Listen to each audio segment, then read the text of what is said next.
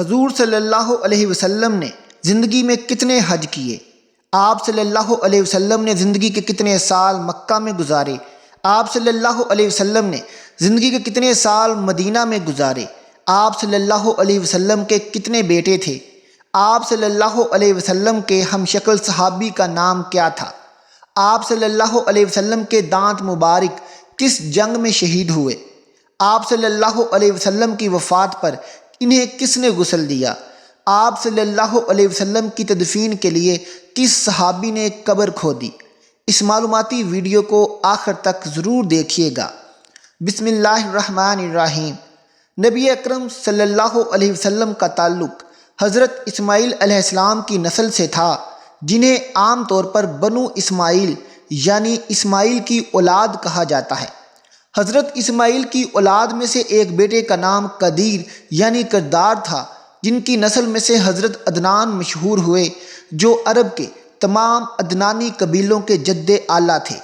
رسول اللہ صلی اللہ علیہ وسلم کا تعلق بھی عدنانیوں کی شاخ فہر بن مالک کی اولاد میں سے تھا۔ تاریخ نگار اور ماہرین کی طرف سے اس بات کی تصدیق کی گئی ہے کہ حضرت محمد کا سلسلہ نسب ان کے جد امجد حضرت عدنان تک نہایت صداقت اور درستگی کے ساتھ درج ہے۔ حضرت عدنان تک حضور کا شجرہ نسب ناقابل تردید طور پر واضح ہے، جو 20 واسطوں سے ہوتا ہوا ان تک پہنچتا ہے۔ انبیاء اکرام کا تعلق ہمیشہ اعلیٰ خاندانوں اور پاک نسب سے رہا ہے۔ جعفر ابن ابو طالب نے حبشی بادشاہ نجاشی کے ساتھ اپنی گفتگو میں اس کا ذکر کیا تھا۔ حضور صلی اللہ علیہ وسلم پر ایمان لانے کی حکمت سے بتاتے ہوئے انہوں نے فرمایا، اللہ تعالیٰ نے ہمارے درمیان ایک ایسا رسول مبعوث کیا جس کے نسب، سچائی، دیانت اور پاکیزگی کو ہم جانتے ہیں۔ یعنی اہل عرب میں یہ بات عام تھی کہ جو شخص بھی کسی منصب یا فضیلت کا اپنے لیے دعویٰ کرتا ہے، اسے سب سے پہلے اپنا حسب و نسب اور اپنا شجرہ لوگوں کے درمیان واضح کرنا پڑتا تھا، جس سے اس کی شخصیت کے حسن و قبا کا اندازہ کیا جاتا تھا۔ شاید اسی لیے رسول اللہ نے اپنے نسب شریف کی اہمیت و فضیلت کے بارے میں خود بھی ارشاد فرمایا، بے شک اللہ تعالیٰ نے بنی اسماعیل میں سے کنانہ کو چن لیا، پھر کنانہ میں سے قریش کو چن لیا، پھر قریش میں سے قبیلہ ہاشم کو چن لیا، پھر قبیلہ ہاشم میں سے مجھے چن لیا، یعنی میں محمد اپنے حسب نسب کے اعتبار سے اعلیٰ ہوں اور عربوں کی عمدہ ترین خاندان سے تعلق رکھتا ہوں۔ آپ کے تمام آباء و اجداد اپنی اقوام میں کردار، شرافت و وقار اور تقوی میں سب سے بہتر تھے۔ ناظرین، یہاں ہم آپ کو حضور پاک صلی اللہ علیہ وسلم کے خاندان کا مختصر سا تعارف کروائیں گے۔ عبد المطلب کے کل 10 بیٹے تھے، یعنی کہ حضور پاک صلی اللہ علیہ وسلم کے 9 چچا تھے، جن کے نام یہ ہیں: نمبر 1 حارث، نمبر 2 زبیر، نمبر 3 ابو طالب، نمبر 4 عبداللہ، نمبر 5 حضرت حمزہ، نمبر 6 ابو لہب، نمبر 7 کوثم، نمبر 8 غداق، نمبر 9 موسوم، نمبر 10 حضرت عباس۔ عبد المطلب کی 6 بیٹیاں تھیں جو حضور صلی اللہ علیہ وسلم کی پھوپھیاں تھیں۔ نمبر 1 حضرت صفیہ رضی اللہ تعالی عنہا، نمبر 2 حضرت عروہ رضی اللہ تعالی عنہا، نمبر 3 ام حکیم، نمبر 4 عاتقہ، نمبر 5 امامہ، نمبر 6 برہ۔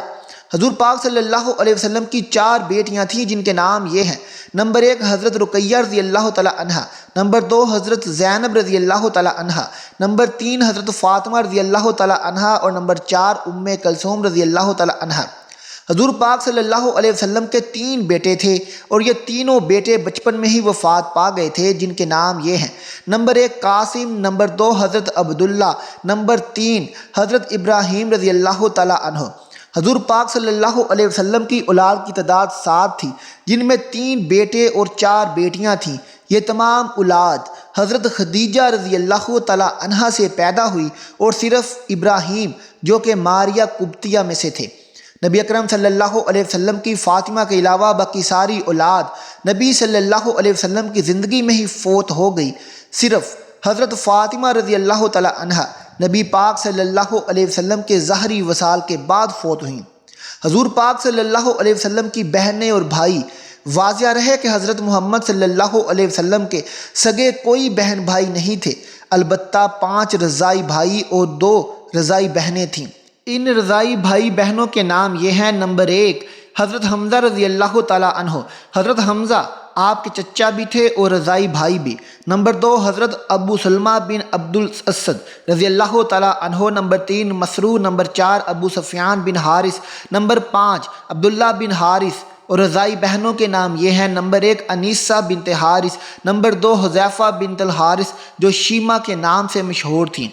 حضور صلی اللہ علیہ وسلم کا ماموں حضرت جابر بن عبداللہ رضی اللہ تعالیٰ عنہ سے روایت ہے، وہ بیان کرتے ہیں کہ سعد بن ابی وقاص رضی اللہ تعالیٰ عنہ نبی کریم صلی اللہ علیہ وسلم نے فرمایا یہ میرے ماموں ہیں، اگر کوئی شخص ایسا ماموں رکھتا ہے تو وہ مجھے دکھائے، یعنی اپنے ماموں پر فخر کیا کرتے تھے۔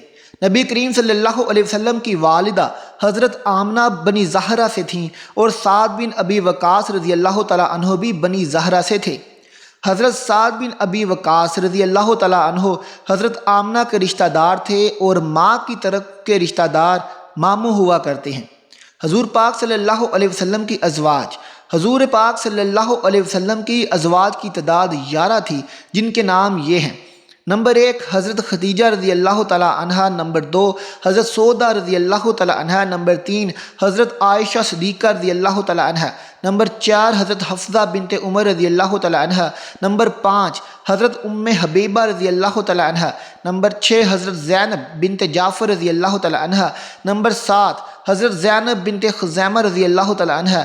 نمبر 8 ام سلمہ۔ نمبر 9 حضرت میمونہ رضی اللہ تعالیٰ عنہا۔ نمبر 10 حضرت جویریہ بنت حارث رضی اللہ تعالیٰ عنہا۔ نمبر 11 حضرت صفیہ بنت الحائی بن اخطب رضی اللہ تعالیٰ عنہا۔ حضور پاک صلی اللہ علیہ وسلم کی رضائی مائیں، حضور پاک صلی اللہ علیہ وسلم نے 3 عورتوں کا دودھ پیا ہے۔ سب سے پہلے اپنی ماں حضرت آمنہ رضی اللہ تعالیٰ عنہا کا، دوسرا صوبیہ جو کہ ابو لہب کی لونڈی تھی، اور تیسری حضرت حلیمہ سعدیہ رضی اللہ تعالیٰ عنہا۔ یعنی آپ صلی اللہ علیہ وسلم کی رضائی مائیں 2 تھیں، ایک حضرت صوبیہ اور دوسری حضرت حلیمہ سعدیہ رضی اللہ تعالیٰ عنہا۔ حضرت جبرائیل علیہ السلام نے بارگاہ رسالت میں عرض کی، میں نے تمام زمین کے سمت اور گوشوں کو چھان مارا، مگر نہ تو میں نے آپ صلی اللہ علیہ وسلم سے بہتر کسی کو پایا اور نہ ہی میں نے ولی ہاشم کے گھر سے بہتر کوئی گھر دیکھا۔ علامہ عبد الرؤف مناوی رحمۃ اللہ علیہ فرماتے ہیں حضور صلی اللہ علیہ وسلم اپنی اصل ماں باپ کے لحاظ سے بھی سب سے بہتر ہیں، کیونکہ آپ پشت در پشت پاک سلبوں اور رحموں میں نکاح کے ذریعے منتقل ہوتے رہے، یہاں تک کہ حضرت عبداللہ کی پشت میں پہنچے۔ حضرت ابو سفیان رضی اللہ تعالیٰ عنہ جب اسلام نہیں لائے تھے اور ہر کل کے دربار میں رسول کریم صلی اللہ علیہ وسلم کے نسب کے بارے میں پوچھا گیا تو انہوں نے جواب دیا، یعنی وہ ہم سب میں سے اعلیٰ نسب والے ہیں۔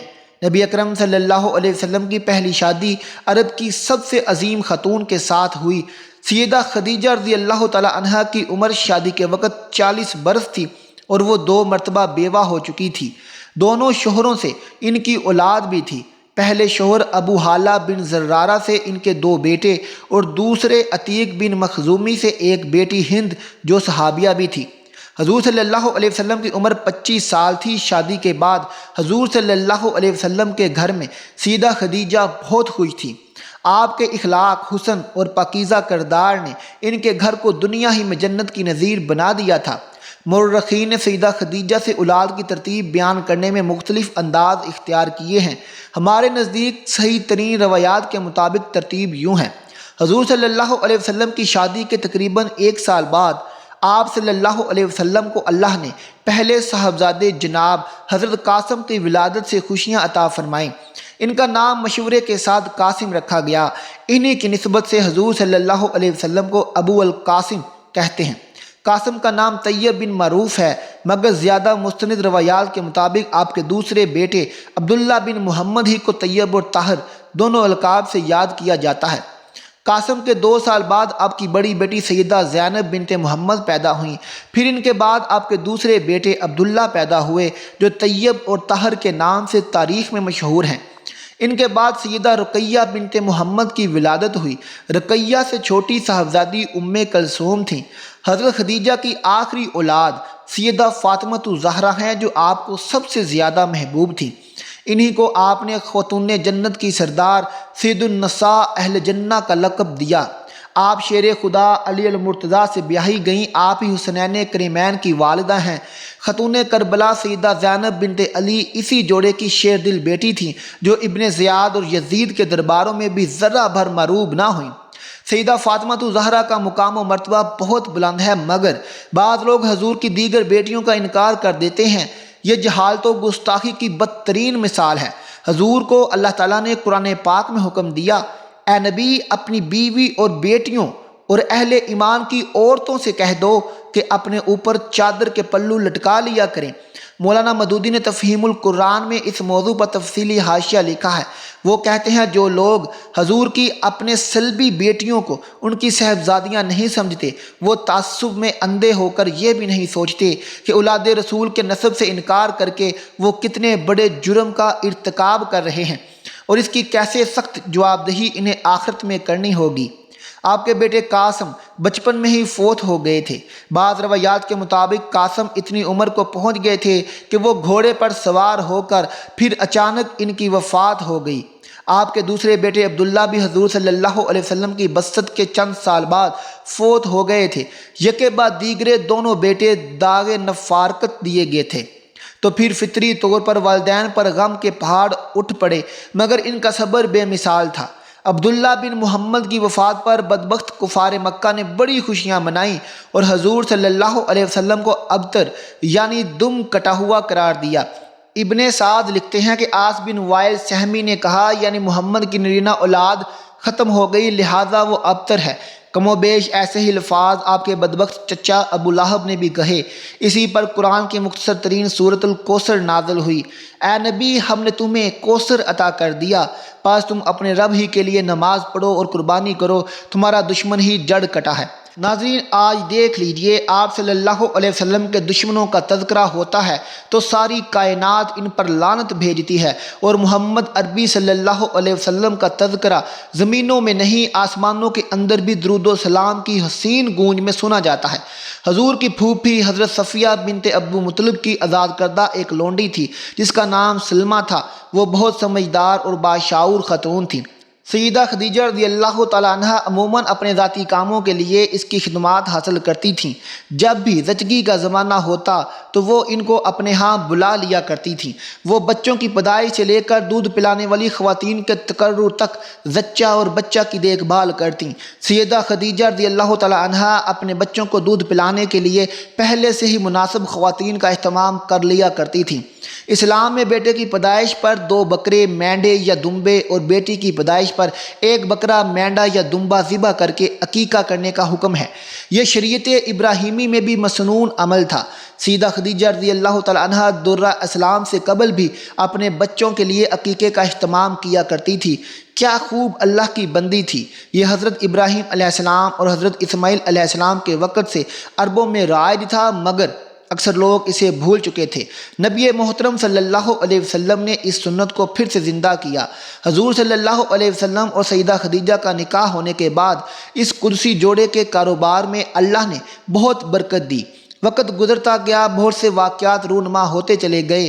یہ واقعات سیرت کی کتابوں میں تفسیر نقل کیے گئے ہیں۔ یہاں ہم عرض کرنا چاہتے ہیں کہ نبی اکرم صلی اللہ علیہ وسلم کی عمر مبارک جوں جوں بڑھ رہی تھی، آپ کا تعلق اللہ رب العزت کے ساتھ اسی نسبت سے گہرا ہوتا چلا جا رہا تھا۔ آپ صلی اللہ علیہ وسلم دنیاوی ہنگاموں سے ذرا ہٹ کر غور و فکر میں کافی وقت گزارنے لگے تھے۔ اس کیفیت کو عربی زبان اور قرآن اصطلاح میں تبتل کے نام سے تعبیر کیا جاتا ہے۔ نبوت کے بعد بھی قرآن پاک میں حضور صلی اللہ علیہ وسلم کو حکم دیا گیا، اپنے رب کے نام کا ذکر کیا کرو اور سب سے کٹ کر اسی کے رہو۔ حضور صلی اللہ علیہ وسلم کے غور و فکر کے زمانے میں کاروبار کی طرف آپ کی توجہ کافی حد تک کم ہو گئی تھی، تاہم سیدہ خدیجہ رضی اللہ تعالیٰ عنہ کے تجارتی کاروان معمول کے مطابق شام اور دیگر علاقوں کی طرف آتے جاتے تھے۔ سیدہ خدیجہ رضی اللہ تعالیٰ عنہ نے کبھی بھی اپنا پیسہ خرچ کرنے میں بخل سے کام نہیں لیا۔ آپ نے بعثت سے قبل حضور صلی اللہ علیہ وسلم کے تبدل اور گوشہ نشینی کا دور ایک لحاظ سے ایک عظیم ذمہ داری کو اٹھانے کے لیے ابتدائی تیاری، تربیت اور ریاست کی حیثیت رکھتا ہے۔ اس دوران آپ صلی اللہ علیہ وسلم دوست احباب، خاندان اور رشتہ داروں، اپنی اہلیہ اور بچوں سب کے حقوق پوری طرح ادا کرتے تھے۔ ایسا نہیں کہ آپ صلی اللہ علیہ وسلم نے ان ذمہ داریوں کو نظر انداز کر دیا ہو۔ آپ صلی اللہ علیہ وسلم برابر اپنے گھر میں بچوں کی تربیت اور انہیں شفقت پدری سے مالا مال کرنے کا فریضہ ادا کرتے رہتے تھے۔ کاروبار اور تجارت پر بھی توجہ رکھتے تھے، اگرچہ خود عملاً وقت کم دے پاتے تھے، تاہم پوری ہدایات اور نگرانی کا اہتمام فرماتے تھے۔ آپ صلی اللہ علیہ وسلم نے نبوت سے قبل بھی عملاً یہ پیغام دیا کہ متوازن زندگی کا حسن یہی ہے کہ انسان نہ ترک دنیا کرے اور نہ غرق دنیا ہو جائے۔ آپ صلی اللہ علیہ وسلم کی آخری اولاد حضرت ماریہ قبطیہ کے بدن سے جنم لینے والے سیدنا ابراہیم بن محمد تھے۔ ان کا نام آپ نے اپنے جد امجد حضرت ابراہیم علیہ السلام کے نام پر رکھا تھا۔ محبوب بیٹے نے کم سنی میں اپنے عظیم باپ کی گود میں آخری سانس لی تو نبی رحمت صلی اللہ علیہ وسلم کی آنکھوں سے آنسو گرنے لگے۔ عجیب رقت انگیز منظر ہے۔ صحابہ کو شدید غم کے ساتھ اس بات پر تعجب بھی ہو رہا ہے کہ حضور صلی اللہ علیہ وسلم رو رہے ہیں، مگر یہ رونا کوئی کمزوری نہیں، بشری تقاضا اور فطری رحمت و شفقت کا مظہر ہے۔ معصوم بچے کی عمر 1.5 سال ہے۔ یہ رسول خدا صلی اللہ علیہ وسلم کی آخری اولاد اور بیٹوں میں تیسرا فرزند دل بند ہے۔ بڑھاپے میں اللہ نے عطا فرمایا تھا، قلیل عرصے تک بیت نبوی میں خوشیاں بکھیرتا رہا اور آج جنت کو سدھار گیا ہے۔ آپ صلی اللہ علیہ وسلم اس دل فگار سانے پر اپنے لختے جگر سے یوں مخاطب ہوئے: دل زخمی ہو گیا ہے، آنکھیں اشک بار ہیں۔ اے ابراہیم، غم کی گھڑیوں میں تیری جدائی نے تڑپا دیا ہے، مگر ہم زبان سے وہی کچھ کہیں گے جو ہمارے رب کو پسند ہے۔ ان اللہ و انا الیہ راجعون۔ اس واقعے میں ہر امتی کے لیے کتنا بڑا درس ہے۔ اللہ نے بڑھاپے میں فرزند عطا کیا جو ماں باپ کی آنکھوں کا تارا اور دل کا قرار تھا، مگر اللہ نے اپنے محبوب نبی سے ان کے دل کا قرار اور آنکھوں کی ٹھنڈک واپس لے لی۔ بندہ اپنے مالک کی مرضی پر راضی ہے، بندے کا یہی عمل اللہ کو محبوب ہے۔ ناظرین، کیا آپ جانتے ہیں نبی کریم صلی اللہ علیہ وسلم کی زندگی سے متعلق چند باتیں؟ آپ صلی اللہ علیہ وسلم نے زندگی میں ایک بار حج کیا۔ آپ صلی اللہ علیہ وسلم نے زندگی میں 4 عمرے کیے۔ آپ صلی اللہ علیہ وسلم نے زندگی کے 53 سال مکہ میں گزارے۔ آپ صلی اللہ علیہ وسلم نے زندگی کے 10 سال مدینہ میں گزارے۔ آپ صلی اللہ علیہ وسلم کے 3 بیٹے تھے، قاسم، ابراہیم اور عبداللہ۔